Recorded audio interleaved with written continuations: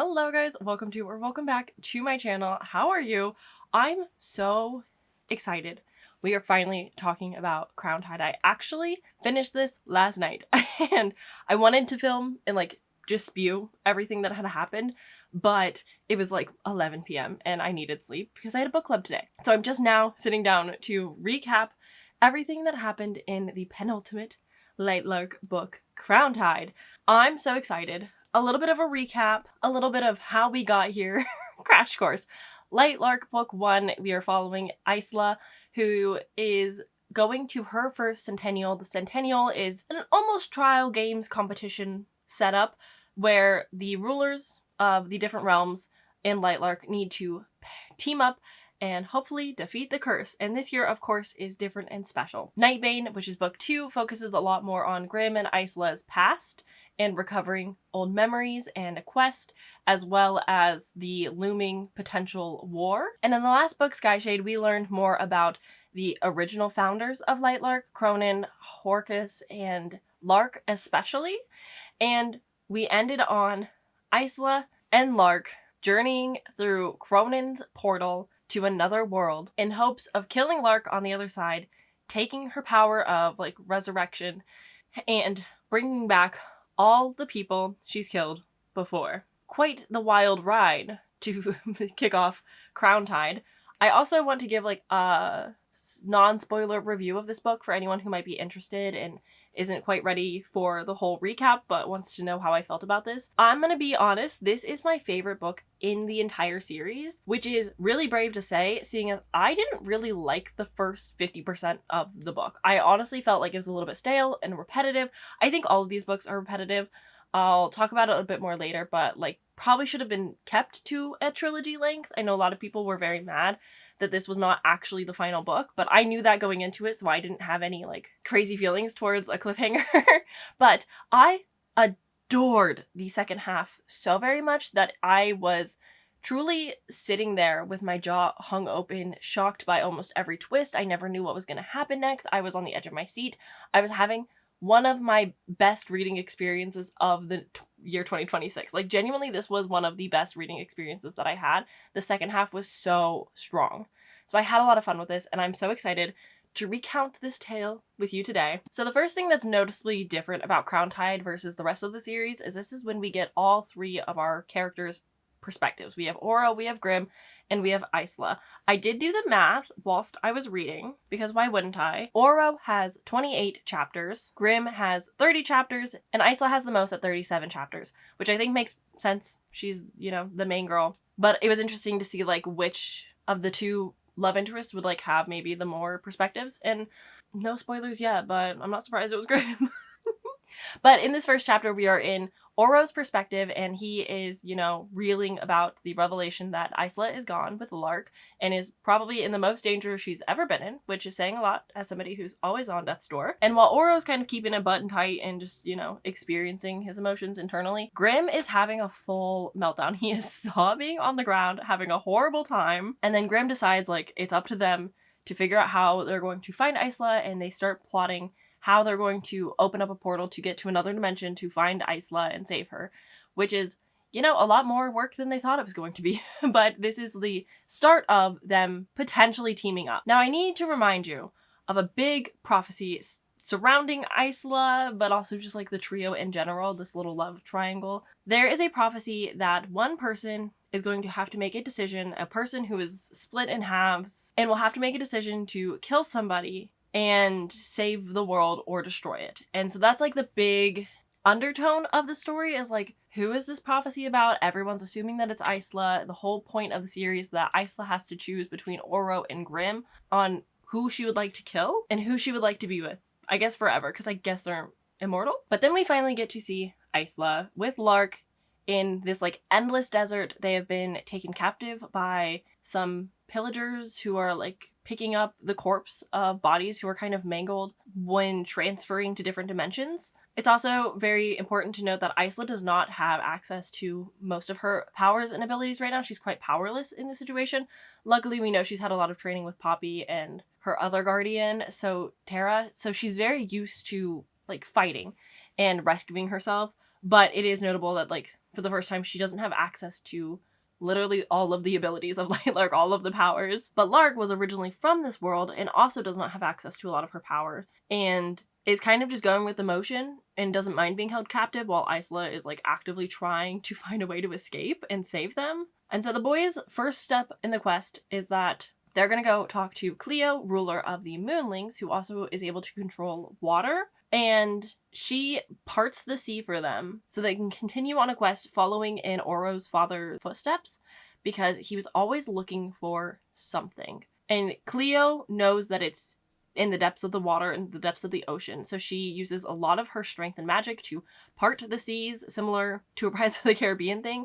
And they also find out, and it's not really talked about, but there are souls like damned to hell, but they're in the ocean and they're just constantly drowning and then reviving and then drowning and reviving and just going through that cycle. So we kind of get like a clue that this realm of Lightlark, this planet, is some sort of tortured for souls. During our time with Grimm and Oro, they fight each other a whole lot, like physically, with no magic, with magic. They're also trying to be respectful enough where they're like, I understand that you're in love with the woman that I'm in love with, and therefore we should team up to save her and put our differences aside, but like I also still hate you. And if you're familiar with the Grimm and Oro novellas, you kind of get vague reminders of like what's happened in their past, how they used to be friends. I would say it's not necessary to read the Oro and Grimm novellas because crowntide walks you through enough that you can pick up on all the context clues and you don't necessarily need the backstories, but it is, additional information if that's something that you're looking for. And once they get there, the three kings unite, and he hands over an artifact to give them the upper hand, which is the Threads of Time.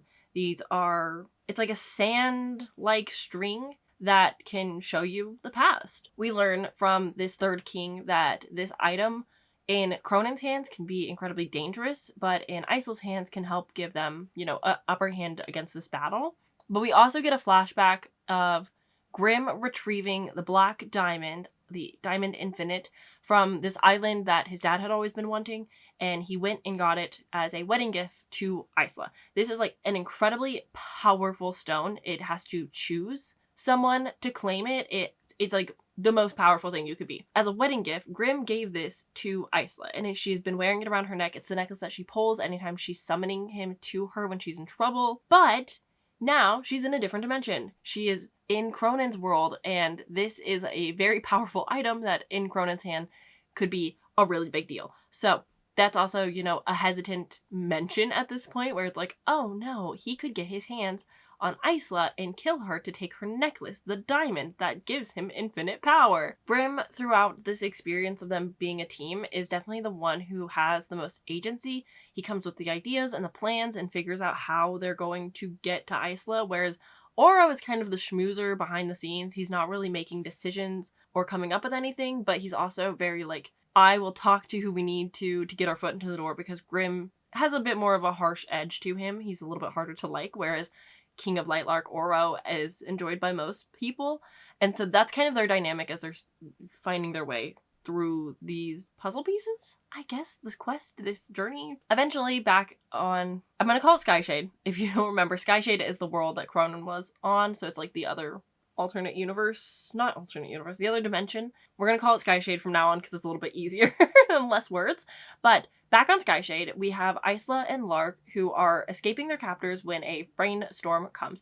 This unlocks their abilities. They have access to their powers from the rain. It seems like an uncontrollable force. It seems like a pretty big danger to those who have captured them. They don't have abilities that can help against it, but when there isn't the rain, they do have powers. It's very strange. I'm not going to worry too much about them. They all die. So once they get their powers back, they start flying into the storm, and they're traveling and they're fighting, because Lark at the end of the day really wants Isla dead, but not as much as she wants Cronin dead, and that will be a common thread throughout the story. They end up in this forest, and it's pretty dangerous. Every couple of steps, they end up in this big trance, and they're seeing different parts of their past, and they can't help it. There's nothing they can do about it. But Isla, when she's out of the trance, she's dragging Lark through, because the only way to get out of the forest would be walking through. And so Isla's taking care of Lark, but is also very aware that once Isla goes into a trance, Lark could easily kill her, but they kind of work together in a weird way to get through. A lot of this book really circles around history and breaking the cycle and not repeating the past is like a very common motif, if you will, throughout the entire novel. Doesn't necessarily have a bigger meaning to it. I don't think so, but that's okay. We are 100 pages into the book by this point, and we are on our third fight with Oro and Grimm, but this time with their magic abilities. So it's a little bit more dangerous of a fight, but it's literally, I kid you not, the third on-page fight between them. Mid-fight, the only thing that stops them is that they feel the tide, the love bond, the bridge they call it, the connection to Isla cuts off and they can no longer feel it. But Grimm is still alive, so clearly Isla isn't dead because of the life link they would know, but they can no longer feel her connection. And so that worries them, and now they're like a lot more frantic of figuring out how to open a portal to get to her. We've been spending a lot of time going back and forth between Grimm and Oro, and especially early on we see a lot of their chapters as they're like figuring things out. They try to portal through a moon pool that doesn't work. At some point, Isla is able to visit Grimm and Oro in their dreams and kind of like connect with them and tell them what's going on and try to like sever their bonds even more so. She's like, hey, I've been got, Cronan's got me. I'm cutting off our connection because I don't want him to find you guys. I don't want him to know that you could be the reason that I break, and is very like, do not come for me. Don't search for me. Just save Lightlark.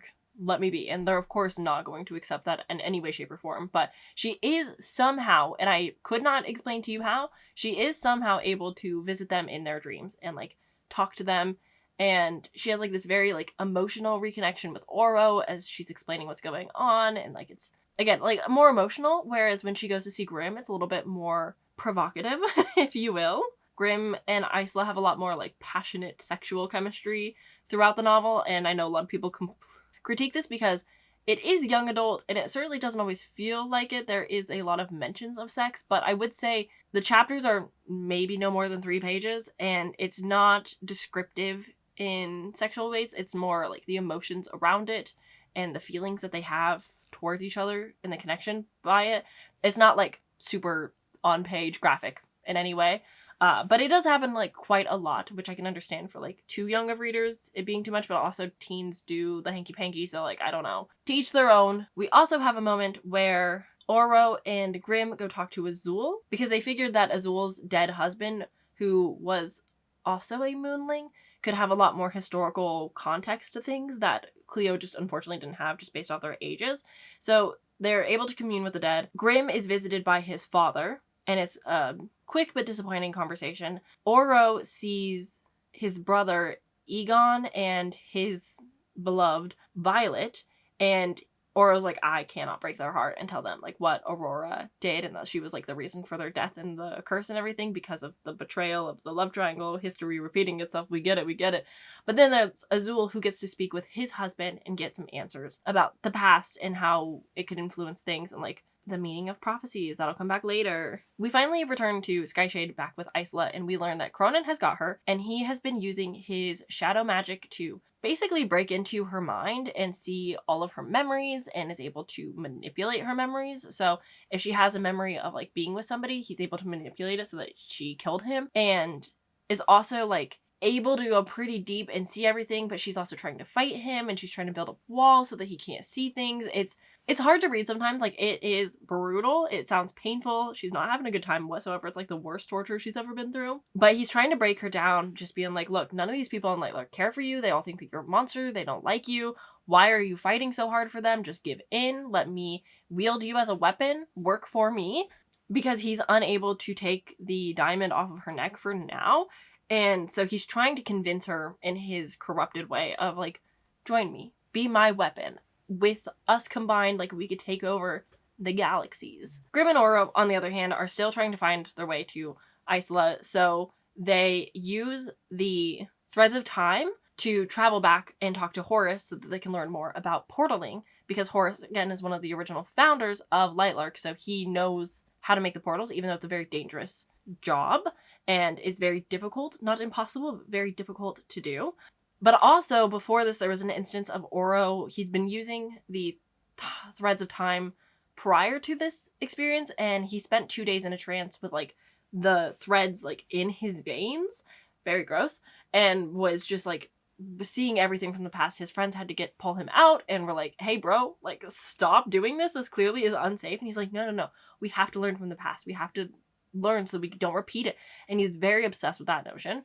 But when they go talk to Horace explains like, this is how you can portal. You're going to need all 3 of your magic abilities. So Wildling, Nightshade, and Sunling. And then you're also going to need like an immense amount of energy. But Isla, as we know, has cut off her tie, so they can't wield her Wildling magic at the moment. And they have to figure out what the heck type of energy source is going to get them to transport to another dimension. Isla eventually gives up the memories, and Cronin finds out that both Oro and Grimm are in love with her, and that's like his way of manipulating her and corrupting her into helping. And Cronin's like very much aware that they are working on figuring out how to get to her. And so now he's cooking up a plan of his own. And I didn't mention it earlier because it was like not that big of a deal in the forest, but there is a silvered-haired woman who is like chilling in the back of Isla's mind, but there's like a black wall in front so that Cronin can't get back there and see what's going on. But this woman is the keeper of the pools of possibilities. And it's kind of giving The Midnight Library by Matt Haig. It's basically you can go and look into the pool and explore your past regrets, and if you had made decisions differently, like what would have happened, and see all the outcomes so that you're able to move forward from the past and like make present decisions. And Isla then gets a chance to speak with her mom again and is like, I'm so sorry. I didn't take your ability. Reminder, she has on her wrist a vial of her mother's gift of being able to see the future, and she has not taken it yet. But along with speaking to her mom, she also gets a chance to talk to Aurora, or Celeste, the ruler of the Starling, who is the reason of the curse, but was also Isla's best friend for a couple years before the Centennial began. But we also learned that when Isla like mass killed a bunch of people in order to get rid of the Drex and like save everybody, it was actually a net positive, because if she had not done such a thing, everybody would have died from the Drex. And there's a lot of those situations where it's like, yes, you've done a lot of destruction and you're holding a lot of guilt towards it, which is why she wants this resurrection magic so that she can bring everybody back, because she feels monstrous for killing so many people. But had she not made those hard calls and tough decisions, worse things could have come. And so that's the majority of like what she learns from the pools of possibility. It's like, yes, she did the hard things, but it was also a necessary evil for the greater good. One of my favorite scenes in the book was when Oro figured out that the source of energy that they need would be the young starling Cinder, who was in the previous book. Cinder's a bit of an anomaly in the sense that Cinder has stronger magical abilities than like some of the rulers. And it's not impossible, but it certainly doesn't happen that often. And Cinder is a incredibly powerful child who's able to see well beyond this dimension, is aware of Cronin's existence in some ways, is a big fan of Isla, has a lot of knowledge, but is also a small child. So Marin, her guardian, is like, absolutely not. Whatever you want with this small child, I refuse. You may not. But there's a moment when Oro brings Grimm to meet Cinder, and Cinder's like, who are you? Why would Isla like you? You've got bad energy and bad vibes. And Grimm's like, I have a dragon. Do you like dragons? And Cinder's like, actually, yeah, no, that's really cool. That's sick. I want to fly on a dragon. And they go on like a little trip together, and it's just very sweet, very cute. I really enjoyed that like both of them were like, oh no, the dragon took off with the small child. Both of them like flying, portaling, trying to help, and everything being fine. Wraith is such a good dragon. I love Wraith so much. But I just really like that moment of like, everything is bad and stressful and high stakes, but also like, look at this cute little kid and how much everybody cares, and they're all coming together to like figure this out together. Something about it really worked for me. I really liked it. But at the end of the day, Oro convinces Cinder to be their energy source so that they can open up the portal. The only thing left that they need at this point, I think, is Isla opening up their connection again just long enough so that they can use her abilities to whoosh a portal open. In Oro's next dream, Isla lets him know that only one of them will be chosen to portal through and save Isla. And this feels greater than anything else because it's kind of like that final decision. Like, the whole point is Isla has to choose one of them to kill and the other to save. And this is kind of like that final decision. So whoever Isla decides, they get to come rescue her. That's her chosen pick. And what really bothered me about this conversation, though, was they were talking about how, like, well, I can only bring one of you because plot conveniency. I can only bring one of you because the other should stay back to protect Lightlark. And if that's the case, the only logical leap you could take would be that she'd have to pick Grimm, because Grimm is just the ruler of Nightshades. Oro dies, him being king of Lightlark, they would all die. So, like, obviously, when it comes down to the numbers, like, it would make more sense to not put Oro at grave risk. But they go to the ritual. They're standing in this little silver pool. Cinder gives them just enough energy. Isla steals the crown off of Cronin's head to really amplify her magical abilities to send enough through the bonds. And her dumbass thought, after sending just enough through the bonds to open up a portal, is to take the crown off and throw it at a wall. That'll be important in just a minute. Two fated mates. Their souls are all tied together. In every lifetime, Oro and Grimm will fall in love with Isla if they meet.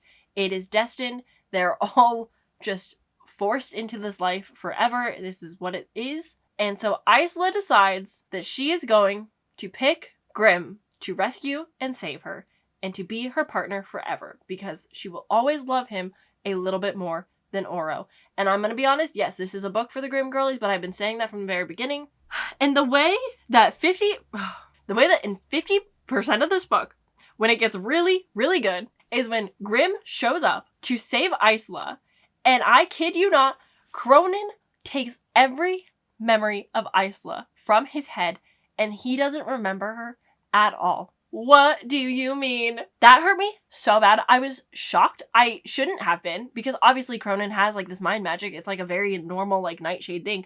I was flabbergasted. I had not expected it whatsoever. I was so hurt and pained. The rest of this book had me in such an emotional turmoil because on one hand, Grimm doesn't remember Isla, who's like madly in love with him, chose him. Oro is heartbroken, screaming on the beach, just absolutely, utterly destroyed, causing havoc from his sorrow. And then Grimm is like, I've never seen this girl before in my entire life. Ouch! And with that, Cronin sends Grimm after Isla to kill her. And he doesn't. He goes after her. Cronin is led Grimm to believe that, from one little memory, that the prophecy is that Isla is going to kill Grimm, and therefore, to save his realm and to save himself, he has to kill Isla first. Oh, I'm just thinking about like the whole book, and it just pains me so much. I loved it. So Grimm is chasing Isla down. Isla is like trying to hide. She finds this little village. She meets a very nice girl named Jessel.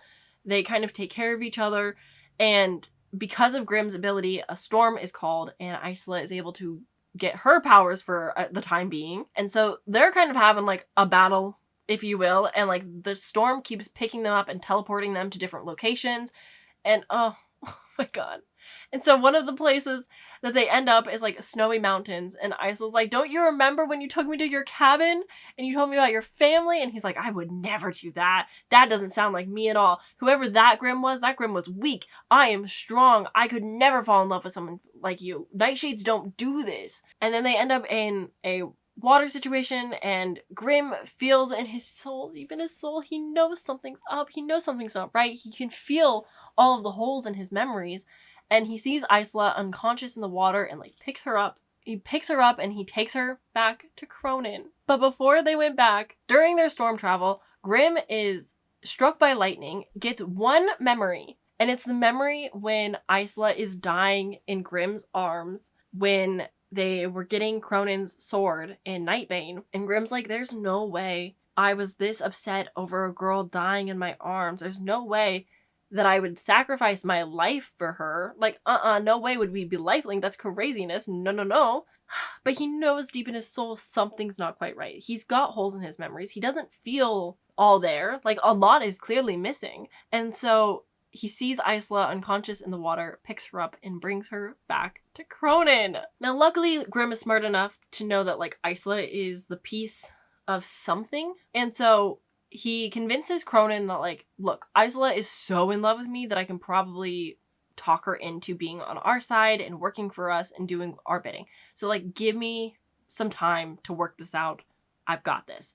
While also, like, thinking, like, I don't necessarily trust Cronin, but I certainly don't trust this girl, this wildling. So like he's got to figure out something. And so he's buying himself some time. We're going to be spending a lot more time talking about Isla and Grimm. So just like a little heads up of what's going on over on Lightlark with Oro. Basically, ever since the portal incident happened, there's been a fracture in the sky and monsters keep coming through and things just aren't quite good over at Lightlark. It's incredibly dangerous. Everybody is fighting. Everyone ends up completely fine. Like there's no need to worry. But main things to know, fracture in the sky and monsters are coming through. It's very dangerous. And Oro is heartbroken that he was not chosen and that he needs to somehow figure out how to live life now, accepting that Isla has chosen somebody else. And he is trying to work with Isla through the dreams to figure out where the star stick is in hopes to reopen the portal so that they can at least return to Lightlark. So those are like the main things that he's kind of going through. It's mostly a lot of like fighting. And luckily we have a scary but incompetent villain.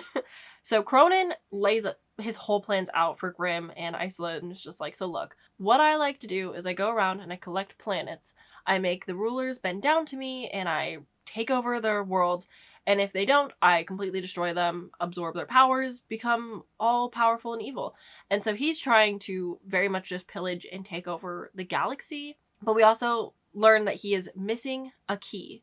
And he's not really sure what the key is, but he's getting closer and closer because of the diamond on Isla's neck. Grimm hands over the threads of time, which feels dumb, but like that's what happens. And the final thing that he's looking for to hunt down the key is access to the pools of possibilities, which Isla knows a lot more than she's giving away. Another important thing about the galaxy to note is that Lightlark is a bridge to a new galaxy. So basically, Cronin's been doing his thing. He's been having a hoot of a time in this galaxy, and he's ready to go take over the next. And Lightlark is kind of that bridge in between. So he needs to either destroy Lightlark and pass on through, or collect Lightlark and pass on through. But either way, he's headed to the next galaxy. Isla continues to fight against Cronin and his capabilities, like refuses to work with him, yada yada yada. This is when she's brought back to him and he's like, I'll take that. And he takes the vial of her mother's ability. And it doesn't say that he necessarily drinks it, but also it never comes back up again. So I don't know if it was forgotten. I don't know if it was relevant later. I don't think it was, but I could have very well had just missed it. But I don't think he drank it. So I don't know where this vial is. I don't know what's going on with it. But either way, it's like one of Isla's regrets. She's like, why did I not just drink the vial? And I'm thinking the same thing. Also, how can you go through like multiple fights in portal traveling and all of these things and the vial never broke? Like that's gotta be some sturdy glass. I don't understand. We also get in the scene Isla's ultimatum. She has 3 weeks to decide whether or not she wants to team up with Cronin and survive or die along with Lightlark. His big plan is just completely wipe out Lightlark, but Grimm doesn't like that plan too much because Grimm does care about his people. You're okay? And so he's trying to figure out how he can work with Cronin potentially to save at least the people of Nightshade. One of my favorite things of this latter half just has to be Cronin, you know, rich, powerful, has to show off his wealth and whatever, is like hosting feasts almost nightly and like followed by parties that Isla's not invited to. But she is coming to the dinners. And oh boy howdy, the way that they dress her up all night and make it so that she has to be in Grimm's presence, and Grimm is just like no sweat off his back. Like he's barely paying her any attention, but damn does Isla look good.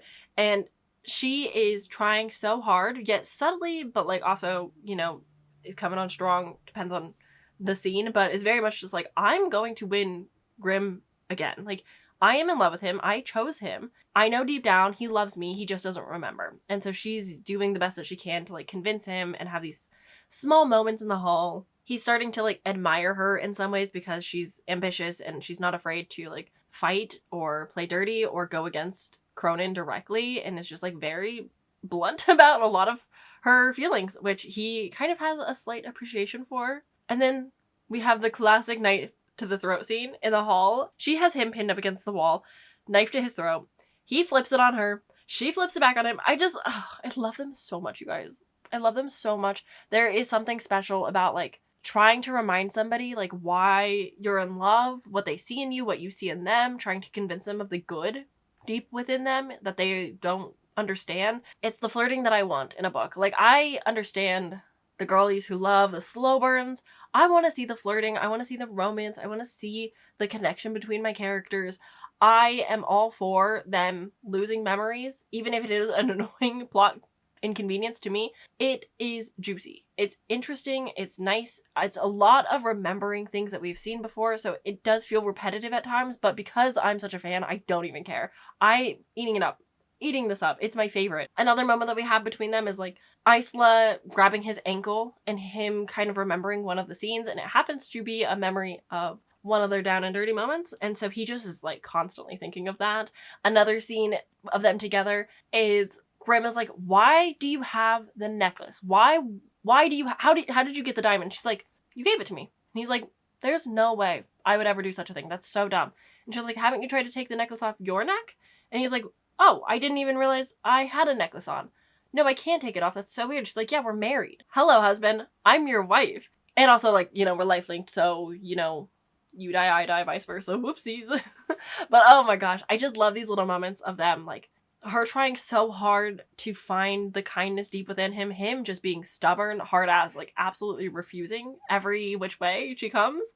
I will say, there's always plot conveniencies in these books, and not everything always feels earned and deserved the way that I would like them to, but there was like a throwaway comment from Grimm where he was like, ugh, Cronin's stupid, like shadow memory magic. Like, if I really like invested time, I could also learn how to do that. It's just not something I ever cared about before. And it's like, your memories have been taken from you and you don't remember anything, and you're trusting Cronin, your ancestor, completely, but you're trying to get answers from Isla. Why would you not just open up a fucking shadow connection with each other and like read each other's minds and like you remember stuff? I don't really understand why that didn't happen, but I did like the way that it shook down at the end, so like I'm not going to complain too much, but I was just like, why make the comment if you're not going to learn? Another dinner rolls around, and this one has a bit of a spectacle to it.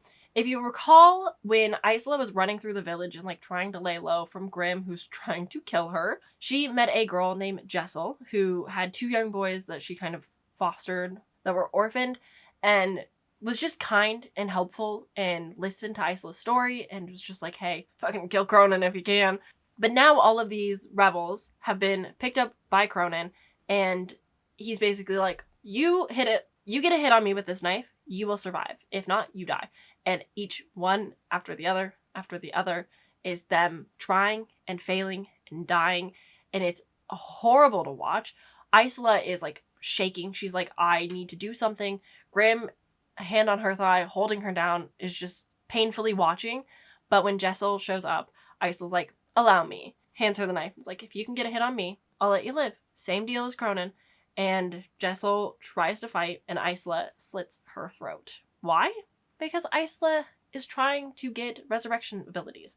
So if she can kill this nice person who is kind to her, she can bring her back. Oh my gosh, though, the scene is painful, and you're not like, you understand for the most part, like, this is what's happening, but you kind of forget in the moment that she's like trying to kill Lark, because Lark is just like, fucking, I think it's a little bit later, but like, eventually he's a pile of ash. Like, Lark is going through it. Lark has had a horrible time. Lark really wants her feather back so that she can regain some capabilities. Grimm has her feather right now, which is like a fucking Horcrux. It's stupid. I hate it. And the only thing of note is that this feather is how Grimm has his powers, because he put Cronin's like sigil on his arm. And so that's why Grimm has his magic's abilities. But you have to use like something very powerful, like the feather that we saw in previous books, where she was able to talk to Aurora or Lark or whoever. But later the night, after Isla kills Jessel and like puts on this brave front and is like kind of maybe showing Cronin that like she's swaying to their side a little bit, Grimm goes down to check on her, and she is sobbing in her cell, and he does not disturb her, but he does use his shadows to muffle so that the knights don't hear her sobbing. It's so sweet and tender, and I loved it so much. What do you mean Grimm doesn't remember? Back on Lightlark, Oro is flying to Nightshade, assuming that that's where Lark had hid the star portal. But on his way, on his day's flight journey, he is met by the silver-haired woman and the pool of possibilities. And he goes and he sees his brother and all of these possibilities of like what would have happened if he never ruled, what would have happened if he never met Isla. Unfortunately, he would never have been happy ever without meeting her, even if she didn't choose him. He's like, that's the closest to happiness I'll ever be, which is so fucking sad for him. This whole like, you're destined to love her in every life, no matter what, if you meet her. And if you don't meet her, you're just like sad and miserable forever. Like, that's such a shitty way to live. And it's so unfortunate because Oro doesn't deserve that. Oro's a nice guy overall. Like, I'm not Team Oro, but like, it's so sad to be like, and you just have to be miserable forever as your second best, as the girl you love somebody else a little bit more. Oh, painful, man. But he gets to Nightshade. He meets up with some of Grimm's people, and she's like, how bad is it? And he's like, oh, it's really bad. And they use Lynx and Wraith to kind of go on a little bit of a journey to hunt for the Star Stick while they're waiting for Isla to meet up with a dream, because again, Isla needs to figure out how to get this information from Lark, but Lark wants her feather, but Grimm has the feather, and it's like this whole issue. Back at Skyshade, boy howdy, we are making some progress. Things are happening, and I hate it, but Grimm gives in to the feelings. He knows that there is something for Isla, even if it's very deep and he doesn't remember anything, and he's like anti-feelings and wives and whatever. But there's a kiss in the hall, and the hall leads to a little something, and I was stressed the whole time. Like, this is so sweet. I'm glad, like, finally the band's back together, but like, I just the whole time was like, Cronon's gonna walk around the corner and see them getting it on, and he's not gonna be happy, and I was so stressed about it. I was so stressed about it. I was not having a good time. At the end of the scene, after they get it on, and Isla's like, oh my god, finally, like, he remembers, blah, blah, blah. And he's like, this was really nice. But now I know, like, you're full of shit, and I was just using you. I never actually loved you. Like, there's no way. And I was like, ow, that hurts, Grimm. Ugh, painful with the words. Oh my god. But yeah, I was very stressed during that scene. I was like, this is not the place to do this. The hallway to the cells is not the place. The knights could see you at any second. I was so stressed. But, you know, getting a little frisky. And then we're back with Oro. And I will say that specifically, like, the dream sequences is where I could really see, like, the Oro and Isla girlies rising, where it's like, oh, I guess there is something there. And I've gotten over picturing Oro as, like, this 500-year-old old silver-haired man. I've gotten over that a little bit, so I think it's a little bit easier. And I've just, you know, it's been 4 books, 2 novellas. I've kind of bought in a little bit to some degree. I can see where people are coming from when they like Oro and Isla. And it's a lot of the dreams and the moments that they have together and the way that he just cares for her. I see it. I get it. But Azul at this time brings up another thing his dead husband said about how potentially the prophecy could be perceived in another way. Perhaps instead of the girl of darkness and light and 2 halves of many split personalities, instead of her making the decision, what if it was Oro who made the decision? Torn between his love for Isla and his duty to his people of Lightlark.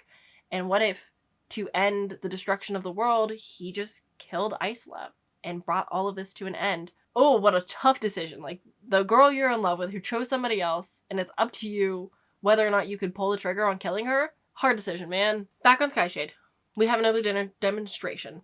Lark, with a decent amount of her capabilities, is at the dinner and ready to duel Cronin. And we learn in this moment that deep, deep, deep down, just a tiny little drop of love is still in Lark for Cronin. And Cronin has access to her resurrection abilities. They duel, and I kid you not, Cronin turns her to ash, and she will resurrect. It'll take time. Painful. It's so painful. I don't like Lark. Nothing about her is great. I really don't like Cronin, though, and her and I agree on that. But it is tough just seeing her try so hard to take him down, and it just mean nothing. Like, she does well, she fights well, but he still has the upper hand. Like, this is his world, he has all the powers, like, he's controlling almost everything except for the storms here. Like, he is power, and she is now dust and is returned back to the cell like nothing happened, as she slowly resurrects herself back together. And this is just, you know, instilling the whole, like, breaking the cycle as Isla is in love with Grimm, and Grimm is proving to be kind of on the bad side. And just that time and time again, she will always love him, even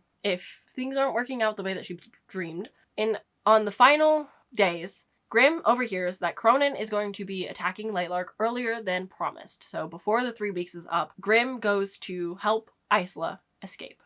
And Isla does not take him up on that offer because she refuses to leave him because they're in love, of course, so she can't just leave without him. But our girl's smart. She's cooking up a plan. She knows what she's doing a little bit. But they get busted. Cronin finds out that Grimm was trying to help her escape. And Cronin's like, nah, I don't think so. Now there needs to be a duel between Isla and Grimm to the death. But we get a tender moment. Quote, "You will kill me tomorrow. I want to spend my last few hours with you." And I kid you not, they do it everywhere. everywhere in his room, his bathroom, the tub, everywhere. They get it on for so fucking long. It's kind of insane. But yeah, they have a lot of sex. So I would say like that's like the steamiest part of the book for sure. Again, it's not told in detail, but like they are getting it on for so long. It sounds exhausting to me. It sounds like a terrible time, but like you do you. 1 hour before the duel begins, and Isla has gone missing. She escaped. No clue where she is. Grimm has figured out likely where Isla had gone and went up to Cronin and was like, look, I'll work for you. You save my people. I'll bring you to her. I know exactly where she is. Let's team up, man. And the betrayal that follows pains me so bad. But, of course, Isla returned to the Forest of Memories. I guess in the forest, like, only certain people are allowed to show up or something. Basically, it's hard for Cronin to come. But Grimm is able to just fine. She pulls on her necklace. She brings him there directly. And they start dueling and fighting through their memories, through their love story. He's seeing it all before him, and he's just not accepting it. He's not taking it in. He doesn't believe it still. He's like, that man was weak. I will never be like him. And oh, it hurts so bad, man. As they're dueling, it's clear that Isla has all of her magical abilities. She's able to portal through the storms and whatnot because she used the feather to carve Cronin's sigil into her arm as well. And just before their duel comes to an end, she thinks she's gotten through to Grimm. Cronin arrives, knife to Grimm's throat, and says, you will either show me the pools or he will die. And by extension, so would she, but like also like most of Lightlark. So like it's all not great. So she, of course, is like, fine, I will take you to the pools of possibility. At this time, or like around this time, it's kind of hard to know. I wouldn't say that like the chapters necessarily line up perfectly in the timeline. This probably happened a little bit beforehand, but Oro has found the Star Stick. He's been portaling back and forth, getting troops and help with the monsters that are coming through the tear. All helpful, good things. But he's not sure how much longer Lightlark is going to last at this rate, and he's getting a little bit nervous, but on one of his portaling trips, he is visited once again by the pools of possibilities. But this time, instead of seeing the past, he is invited to see the future. He's told that he is the only one who can find the key that Cronin is looking for, and he goes over every possible option. The prophecy was right all along. I'm reading this verbatim from my notes. The prophecy was right. All of the destruction and end of the world could come to an end with his choice. One death, and Oro knows what he needs to do. He just needs to know if he's strong enough to make the choice. Oh, it's so sad, but he's able to see the future. He's seemingly, I don't know, if this is going to be accurate or not, but basically, yeah, it's kill Isla or the world could end. And he sees the future and he's like, this has to be it. He also learns that he is looking for an artifact called the Heartblade, because things have silly names in this world. And the Heartblade is the same thing that Cronin is looking for. Back to our battle. Grimm saw their love story. He knows so much more than he did before, but because he does not have the memories, he does not feel the emotion to it. He just knows that it's something that he's lacking. And he sides with Cronin in the end. And during this final battle, Cronin is strangling Isla, telling her that she's basically lost, that her people are gonna die, and with the final I love you to Grimm, he snaps her fucking neck. And Cronin had access to the pool and had seen everything he needed to know. But I told you, Isla's gotten a little bit smarter. She knows what's going on. And we get a 1 hour before the showdown from Isla's perspective, where she makes a deal with Lark. Lark, who is like a feather and a pile of dust, and is like, hey, you tell me how to kill you. I will absorb your power of resurrection. I go fight Cronin. I can't die. I bring you back. Deal? And somehow, Lark fully agrees. I think the quote, and I don't remember exactly, but it was like, good riddance, you murderous bitch, or something like that, which I was like, whoa, Isla, that's crazy. But basically, she ended Lark to get her resurrection power so that she wouldn't be able to just die willy-nilly. But it is crazy that like Cronin fully just like snaps her neck. Luckily, she does come back. Even though that is the case, Cronin still has the upper hand and is drowning and resurrecting her over and over and over again in a form of torture, as like slowly the souls within her start like releasing and she starts resurrecting those as well. And he's like, look, we can keep playing the song and dance, or you can give me Oro, because he's going to find the Heartblade, and then I don't need to kill you anymore, and I won't kill all the souls that pop up through the pool. Your choice. The big climax, the ending of this book, Isla, they're fighting. She gets the upper hand. She's able to take Cronin's crown, which is like his Horcrux. It's a lot of his abilities. And Isla, having unlocked so much power just in general, is fully able to like seep into Cronin's mind like he had been to her this whole time. And Isla learns that he's looking for this blade and that this blade is in the same area but just a different time. And she just needs Grim to help portal. But unfortunately, Grim steps into the water thinking that he might help, sees all pasts and all futures. And he learns that if he sides with Isla, he is going to die. So he takes the ground and he takes Cronin's body and he portals away, knowing that his soul is intrinsically linked to Isla's soul. And even though he knows there's a connection deep between them, he refuses to accept it and he sides with Cronin to save his life, which sucks. It hurts so bad, but because there is a bit of a love bond there, Isla is able to use his portaling abilities and just the overwhelming magic that she has, and she portals the entire pool of possibilities back to Lightlark. And all of the resurrected souls are able to come back. Everyone pops out. Cleo's son pops out. She reunites with Oro. They explain what happened. She explains that Grim chose Cronin over her. Heartbreaking, but I think also only fair. She did the same thing to Oro. But at this moment, she also sees in Oro's face that Oro has seen the futures and has made a decision. And as they are preparing for a duel between each other, the sky splits back open and Cronin's people, knights, come to conquer Lightlark, and the war is going to begin. And we end the book with, now the prophecies might not be about her at all. Grim, Oro, and Isla's choices would define destiny. Only these facts were certain. One of them would wield the Heartblade. One of them would die by it for good. One of them would either save the world or destroy it. This all ended with a blade through the heart. Only question was, whose? I know Alex Astor has been saying from the beginning, like, she's always known that one of them was going to die, that, like, she knew, even though the series got extended by, I'm assuming, the publisher and it became a 5-book deal, she said she had always known how it was going to end and that she had no plans of somehow saving all of them. She really is, like, dedicated to the idea that one of them is going to die. And pain. Just pain. But I'm also very excited to see like how that goes down and to have an author like dedicated to that choice that she knows is going to upset fans. I appreciate it. I can't nag on her for that. Like, that's brave to do, especially with your first series. But I just have to say, like, the last 50% was everything to me. I loved this book so much. I care so deeply for these characters. I was so interested with like the short chapters, how fast paced it was, everything, all these moving parts. I never saw anything coming. I was shocked the whole way through. I didn't predict a single thing. I truly did not think that like this series was going to be on such an up. I know a lot of people thought this was the last one, so they were really upset by it.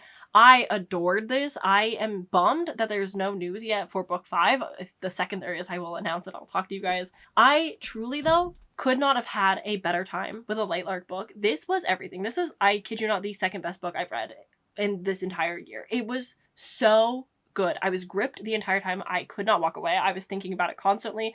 I was in such a book hangover last night. I was just like, how on earth am I going to live my life and move on and continue? Like, there's like, I can't do that. It's just, this was everything to me. I don't even know if my review like of the plot has done this book justice. Like, so much happens. There's so much just like it's the little moments that I know that I'm giving you like the big notes when it comes to like these plot recaps to keep them like in a timely manner and just give you the spark notes that you're going to need for the next book. But oh, goodness grief. This one had so many small bits and pieces. Like, I will be rereading this potentially multiple times in my life. Like, I don't feel the need to reread the other books in the series, but this one really did it for me. I will for sure be rereading this before the final book comes out just to relive it, just to experience it again. It was such a blast. I know not everyone's a fan of the series.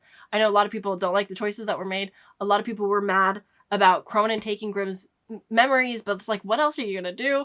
Oro, oh my god, everything about it, perfection. I love just the mess of it all. I don't want it to be like this nice little cookie cutter love triangle. I want the mess, and I'm here for it, and I had such a fantastic time. So with that, we have made it to the end of my Crowntide recap. I don't know when we're gonna get book 5. I don't. We've gotten Starside from Alex Astor, which is the new book in a new series, so I don't know when I'm going to come back with the final plot recap, but I was so blown away by this, and I'm so glad that we got to experience this together. Thank you for watching this. If you made it to the end, put a little hourglass for crowntide in the comments down below, and I will see you guys for the next one eventually. Bye!